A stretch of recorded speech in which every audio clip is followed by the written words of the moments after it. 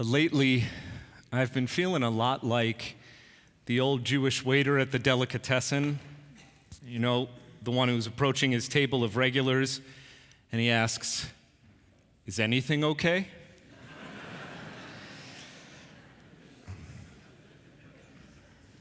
Many of you recall the euphoria of June 1967, when Israel's lightning victory in the Six-Day War restored every significant Jewish holy site to Israeli control.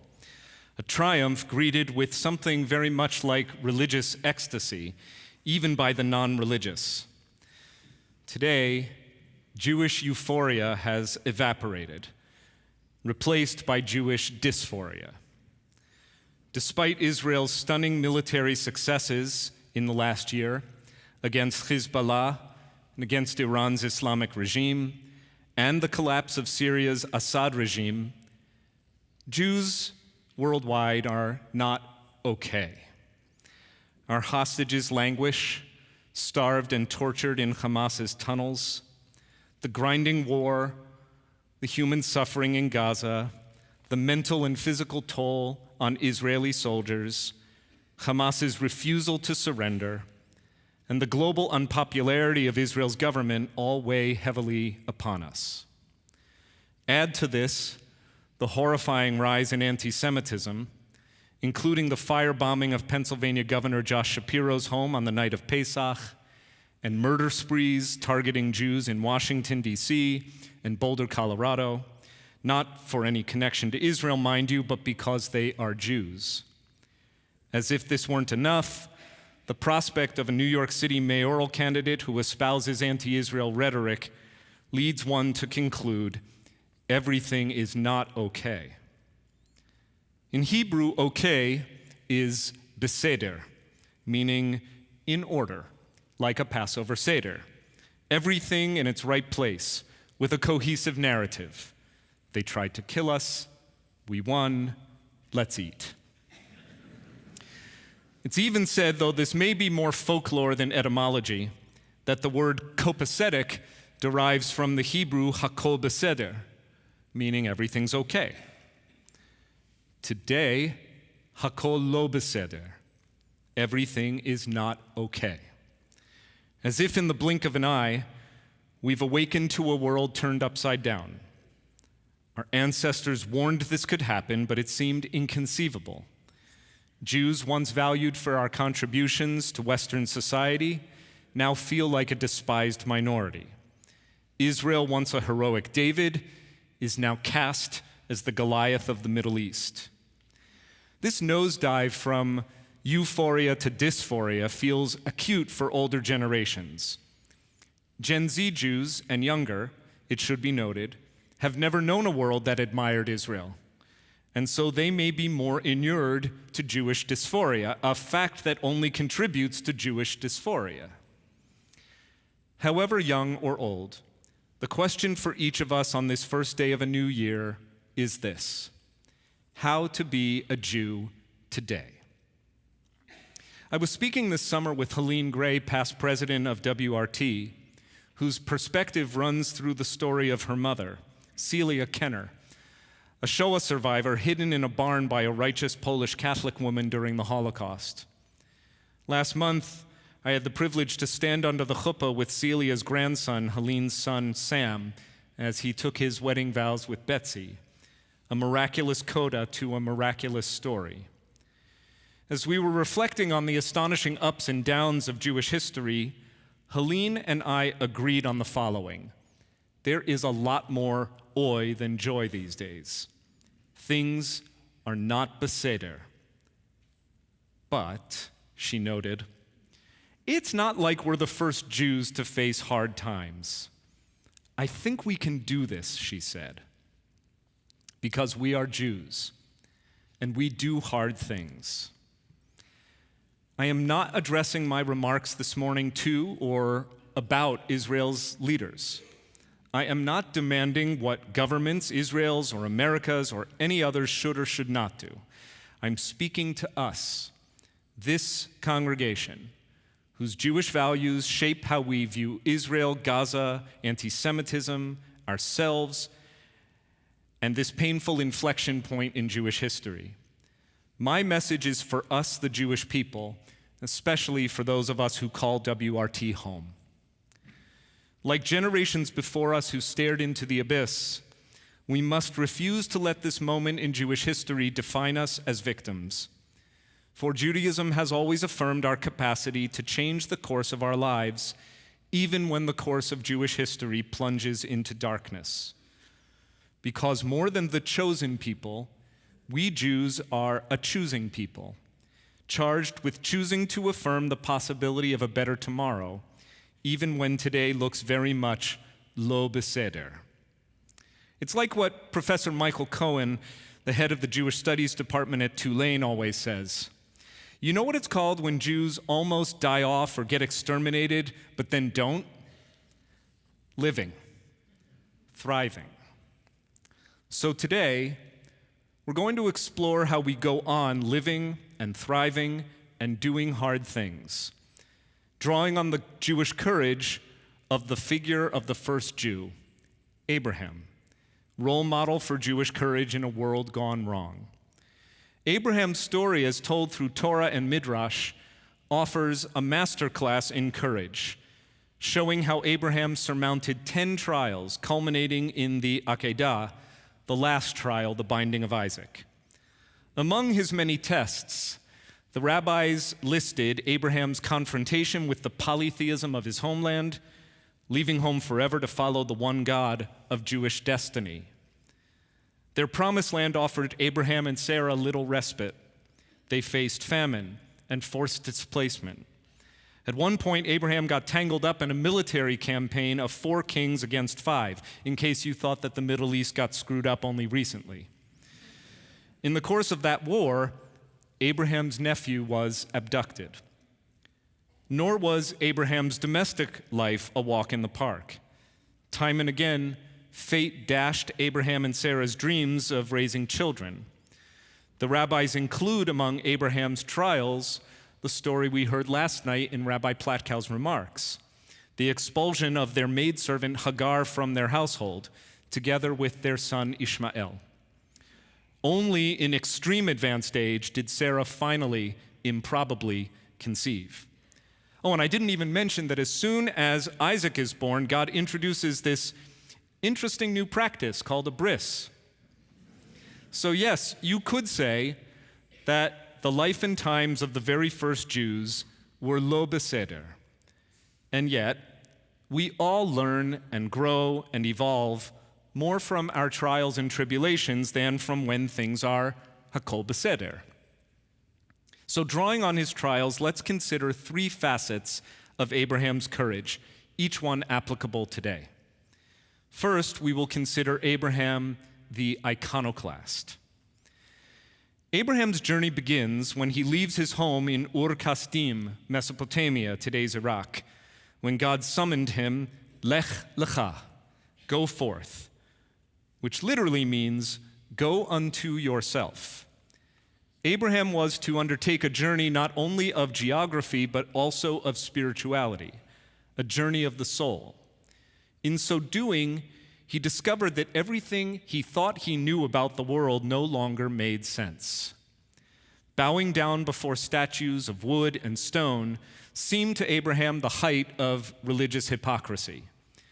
And so he took an axe and smashed them to smithereens, leaving the largest idol intact, into whose fingers he placed the handle. When his father saw his idol shop in ruins, he demanded to know who did this.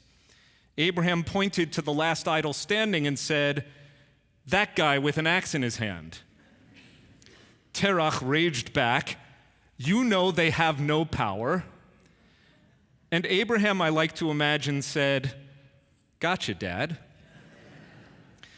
But this comeuppance also severed his connection to the old ways.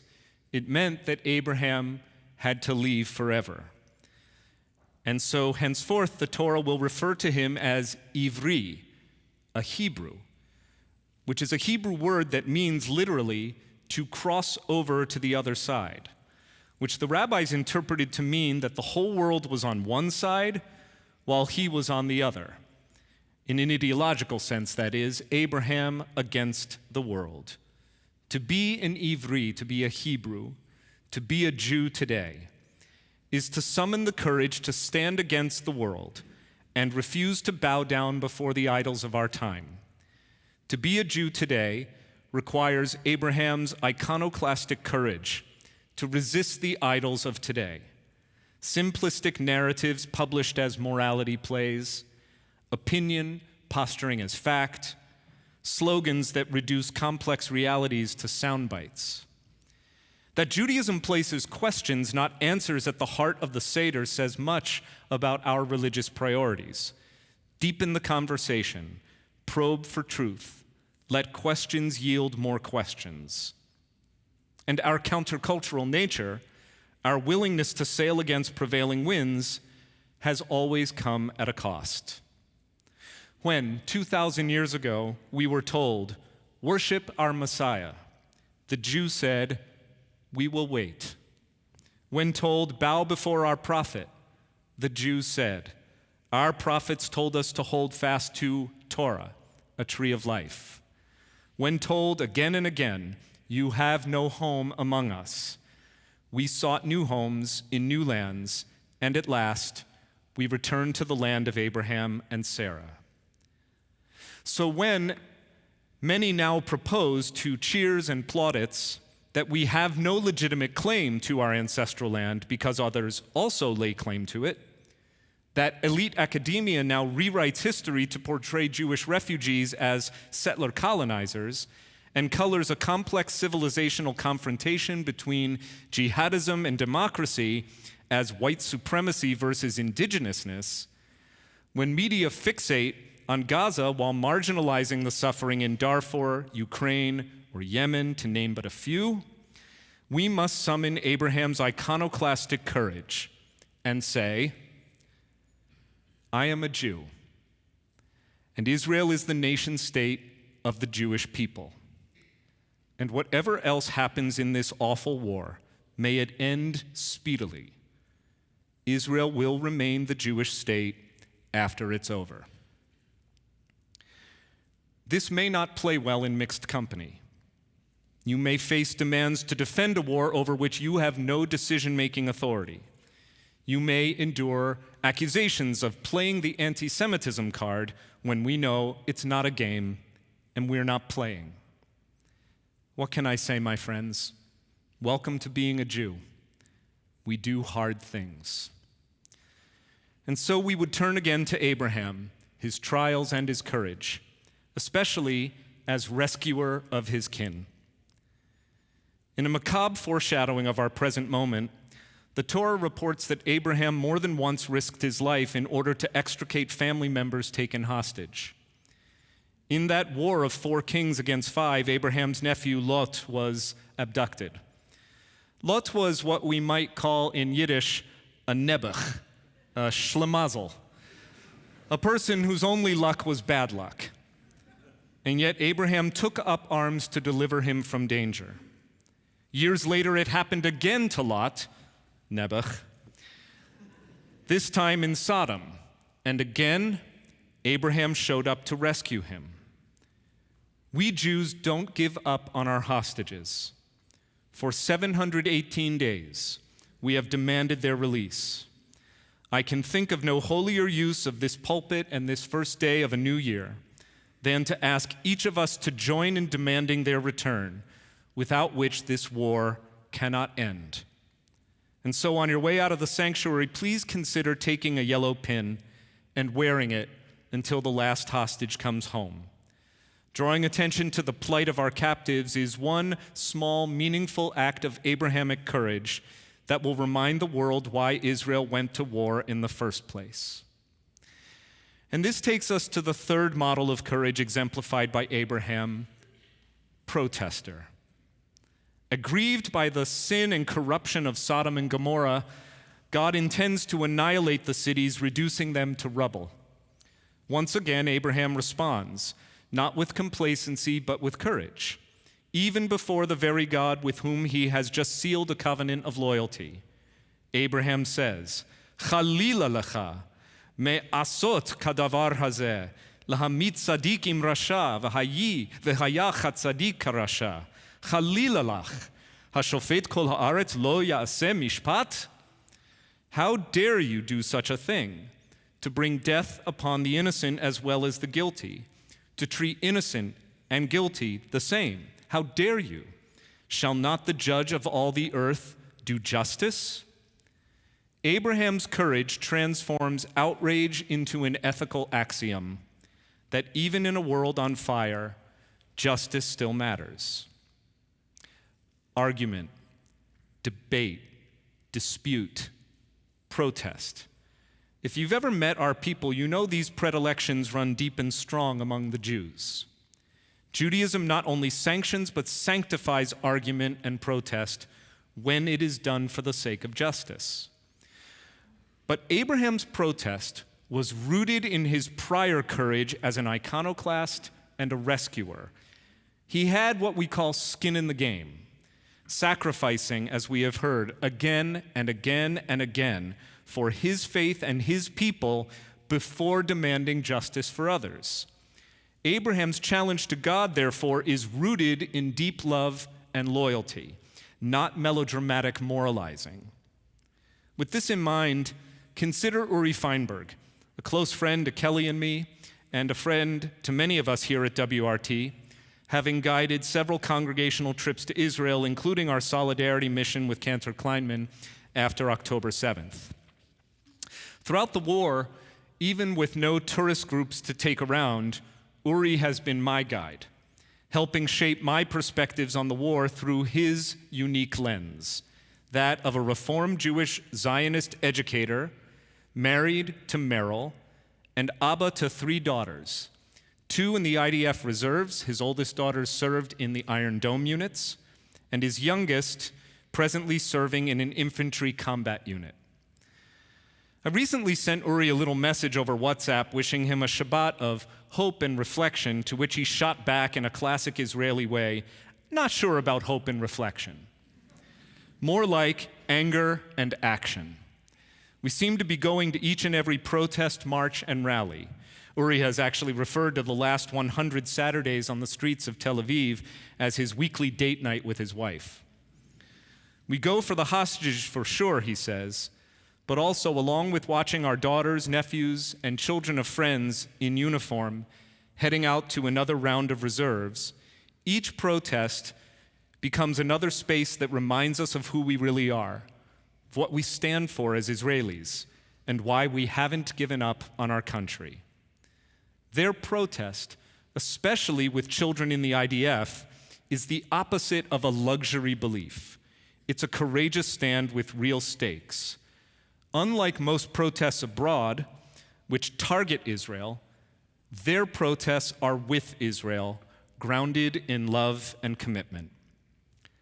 Dr. Micha Goodman, in his latest book, Hayom HaShmini, The Eighth Day, urges us to look at Israel not from the top down, the high perch from where political leadership operates, but rather from the bottom up. From a bottom up vantage point, we observe a remarkable grassroots society, reservists, volunteers, and ordinary citizens, all filled with love, altruism, courage, and despite it all, a strange kind of unity. The insistence that Israel matters, that for Israelis, as for Abraham and Sarah, there is no other home, no other land to go back to. This Israel, bruised but not broken, embodies the courage of Abraham, the courage of iconoclasm, not to be cowed by her critics, the courage of rescue, not to give up on her hostages, the courage of protest, not to let her leaders define or diminish her people's spirit. My friends, when I see Israel today, looking not at the headlines, not at the Knesset, but at the grassroots, I see a country of Abrahams and Sarahs, and I am so proud to call them our family. May God bless the brave, the iconoclasts, the rescuers, the righteous protesters, one and all. And may God grant us the courage in this new year to do the hard things, because that's who we are, and that is how we prevail. Shana Tova.